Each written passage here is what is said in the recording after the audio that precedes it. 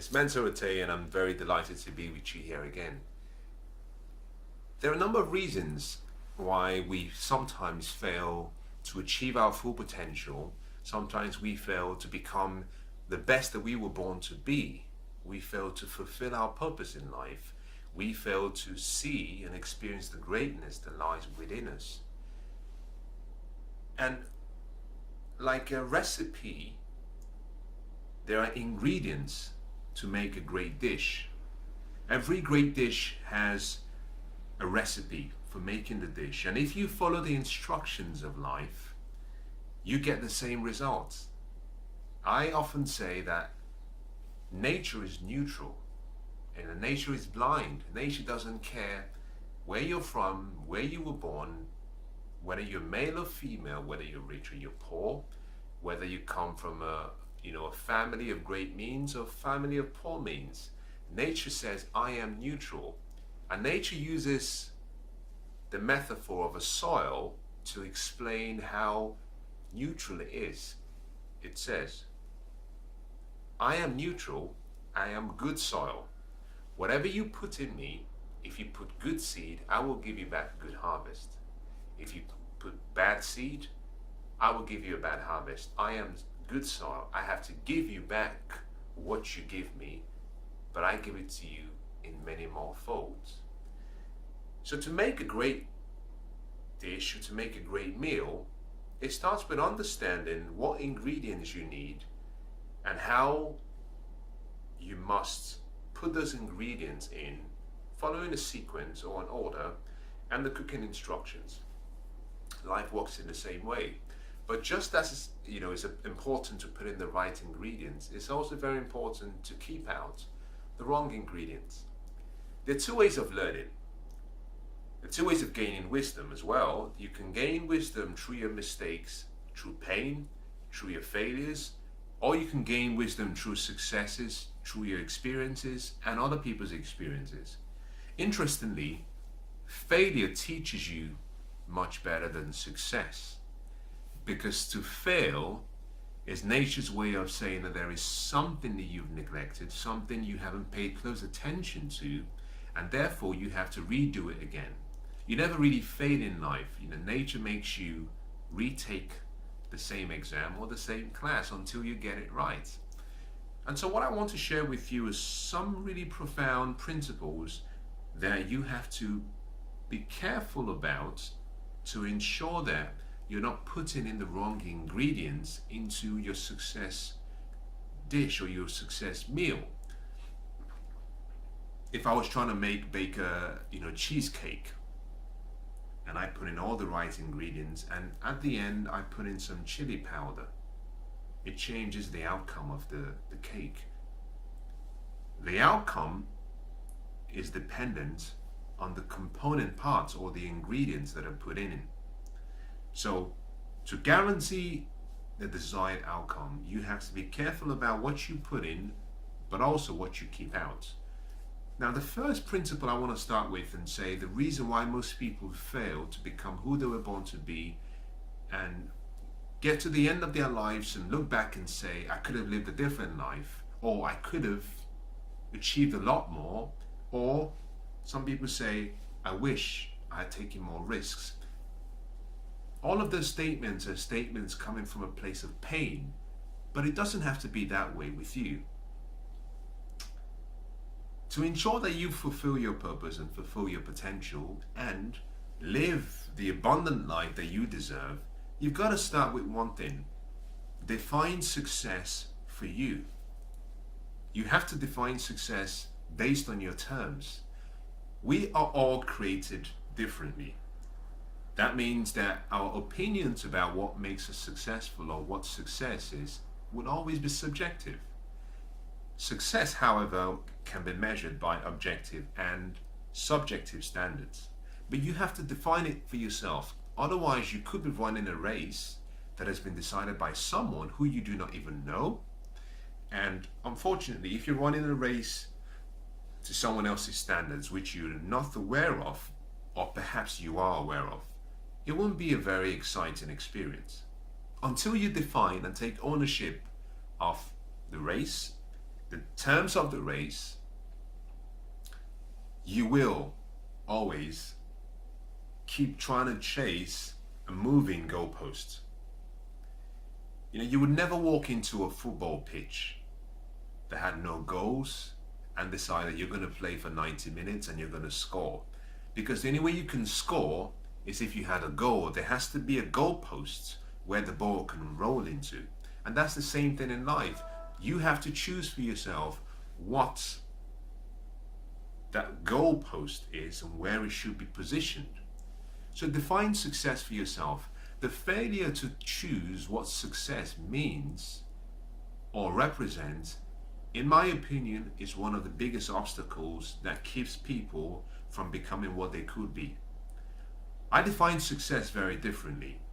I define success as the joy that comes from the experiences that are unveiled during the progressive realization or pursuit of a meaningful or desired goal. In that definition is what I call the 3 parts of success. Success is like an equation. To get success, you need 3 component parts. The first is what I call achievement or productivity or accomplishment. You have to produce, you have to achieve, you have to feel like you are making a contribution, you're growing.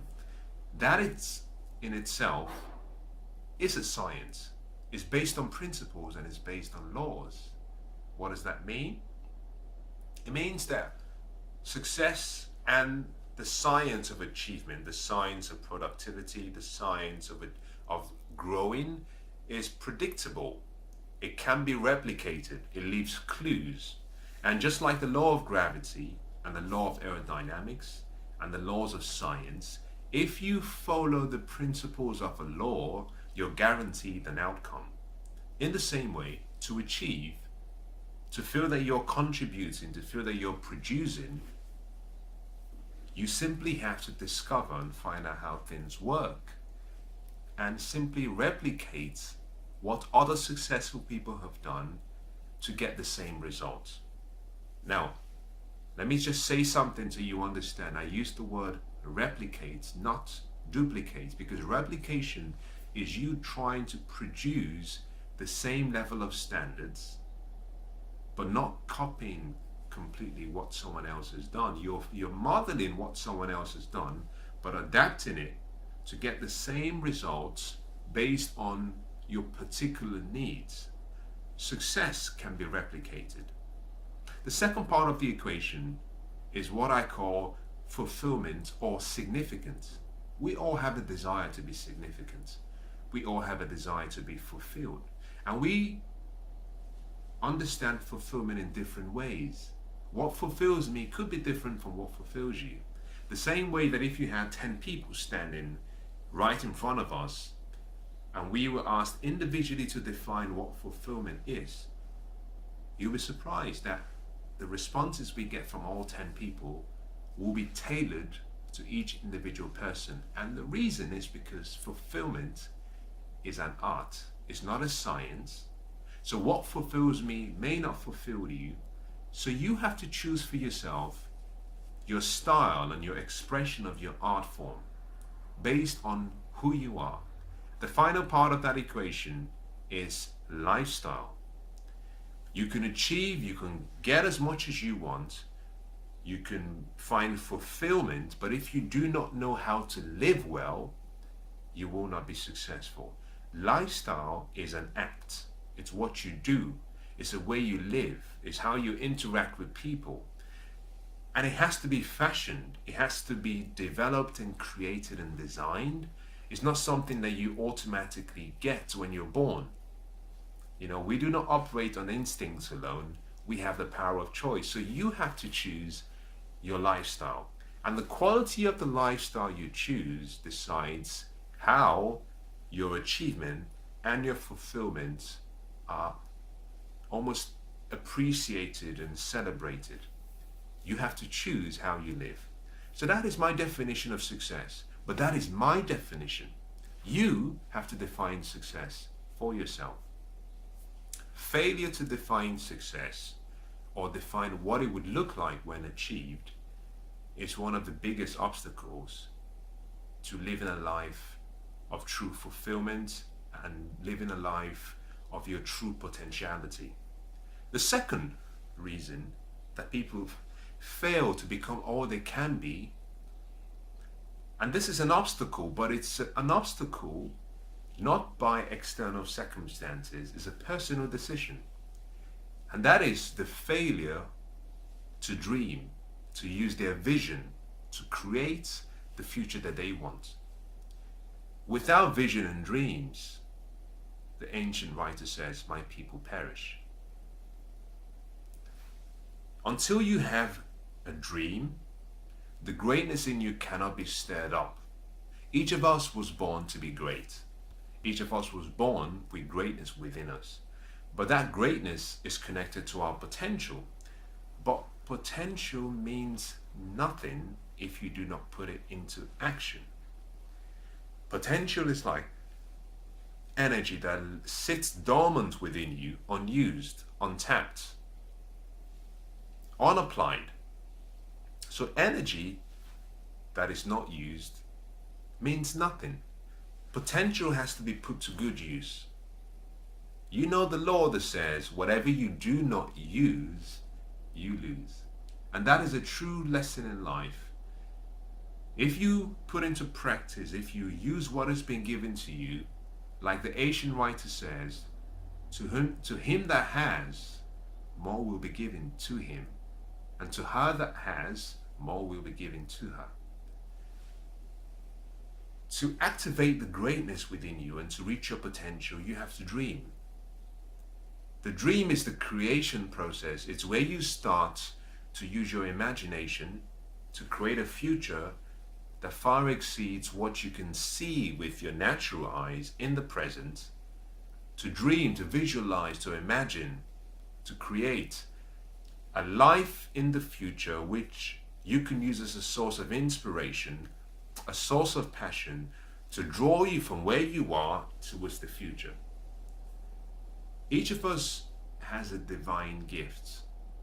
This gift is tailored to each and every one of us based on our purpose. We have a mind. The mind we have has an unlimited imagination.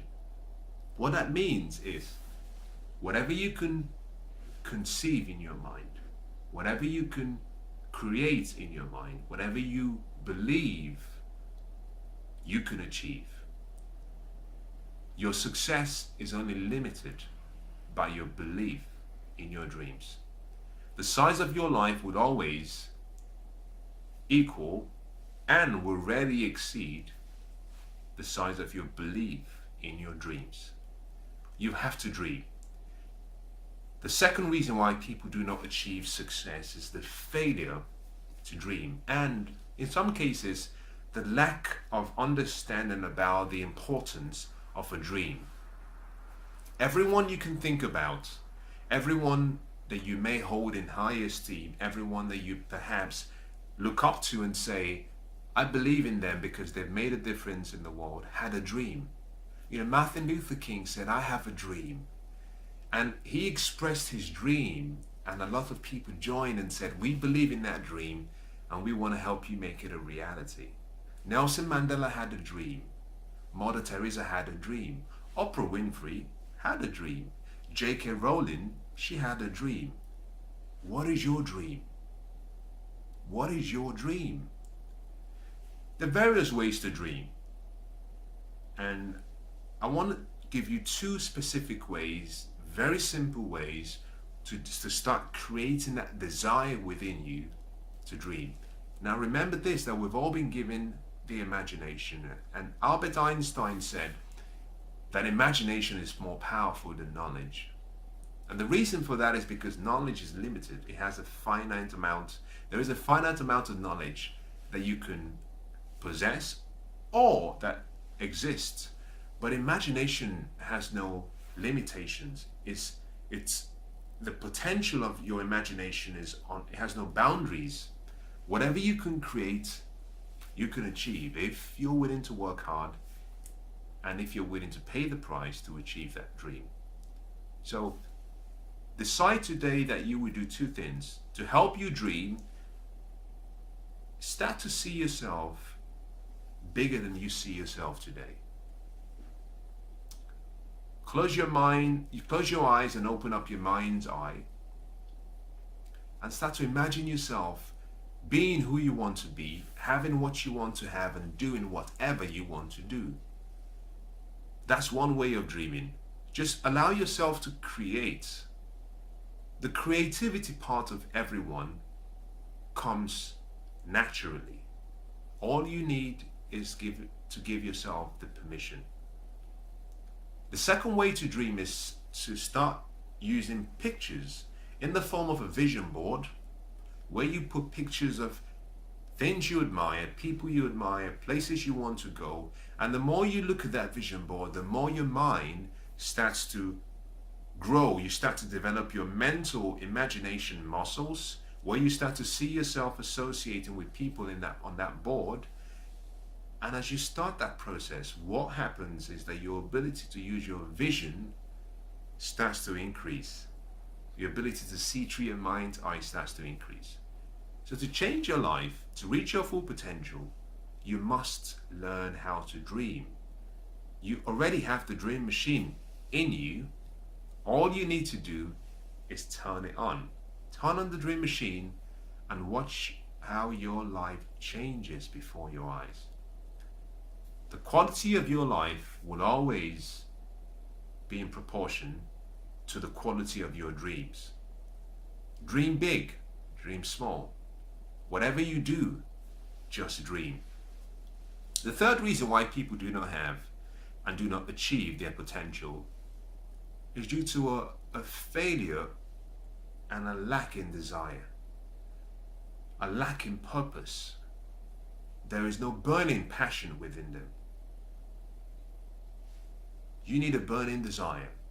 You need an obsession, something that ignites a fire within you that makes you want to go and take on the world. In 1519, I believe, a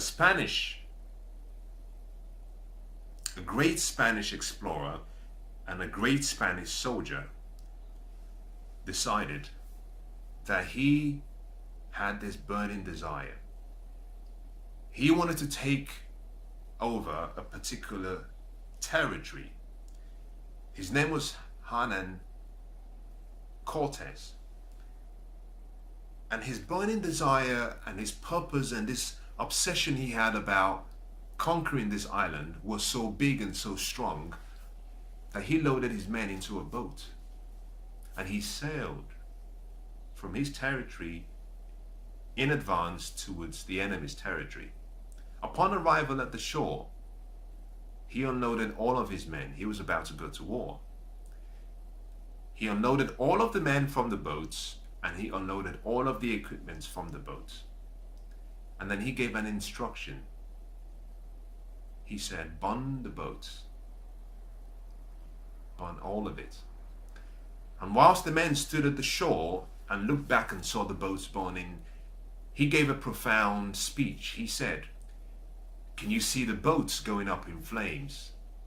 He says, this means that we cannot leave this island, that we either win or we perish. Now, with that burning desire and that obsession towards victory, they marched forward and they won. Now, your burning desire may not be as obsessive as Cortez's. It doesn't have to be that serious, but what the moral of the story is, and what it teaches us, is that until you have a desire for something greater than, even as great as the air you want to breathe, even as great as the food you want to eat, even as great as whatever you hold as being sacred in your life, whatever you hold as being important, until you have a burning desire that pushes you, you will never reach your potential. Your purpose and fulfilling your purpose has to become an obsession. And I'm talking about a healthy obsession, an obsession that is focused on achieving what you were born to do, We were all born for a reason. Everybody was born for a reason. We have a specific purpose for which we were born. Discovering your purpose gives you almost an incredible incentive, an incredible opportunity to succeed, because your purpose identifies the particular location where your success is waiting for you. Your purpose identifies all of the gifts and all of the talent and all of the strength that you have within you. Your purpose identifies the people, or rather your purpose gives you the information about what your life should be, your life's focus should be, and where the people who will help you achieve those dreams and goals are located, and who you have to collaborate with. Everything connected to your success is hidden in your purpose. If you discover your purpose, you will discover your passion. When you've discovered your passion, you will have a burning desire. Once you have your burning desire, you will be willing to burn your boats. Until you get to the point where you are happy to look back and say, burn the boats, you will always find some way to retreat. And those who retreat never succeed. I like what one well-respected general said. He was at war, and the enemy's army outnumbered his army by a great number, and he had to move in a different way. He had to change his strategy. And he looked at his men and he charged his men and he said, "Men, we are not retreating. We are going to advance in a different direction." Your purpose gives you direction. The third reason why people fail to achieve their dreams and goals, to achieve their true potential, is because they have a poor self-image of who they are. They have a weak self-image of who they were born to be. I want to encourage you, and I'm going to deviate from what I'm talking about very briefly, but I believe that it's worth seeing. I've done a series where I talk about your self-image, and the title of the series is "Who is Painting Your Portrait?" And I think it's worth spending some time to go through some of the recommendations I provide in that video. In that video, I talk about the fact that your self-portrait is something you have to paint yourself, because your environment, the events in your life in the past, the relationships and the people you surround yourself with, your dreams and your goals will affect who you become. More importantly, the self-image and identity you have about yourself will affect what you achieve and what you do. And the starting point begins with you recognizing the greatness within you. It starts with you recognizing and accepting that you were born with an unlimited level of potentiality. Recognizing that you were born for a reason, in a season, at a time, for a people, to achieve something great. Your self-image is the picture you have about yourself. The problem we have is that a lot of people have accepted a painting, a portrait that has been painted by someone else. And the opinions of other people will sabotage you, will help you self-sabotage yourself, and will stop you from becoming all you were born to be. You have a choice. You get to choose how you live this life. There is no second chances. This is one life you have. You are the director of the screenplay called your life. You are the movie artist. You are the screenwriter. You are the one controlling the whole script. You can choose how the story ends. You can start today by saying, whatever self-portrait that has been painted by someone else, I reject it. And I'm going to take the spectrum of colors that life has given me, and I'm going to use a blank canvas starting today, and I will paint my masterpiece of who I believe I am. to change your life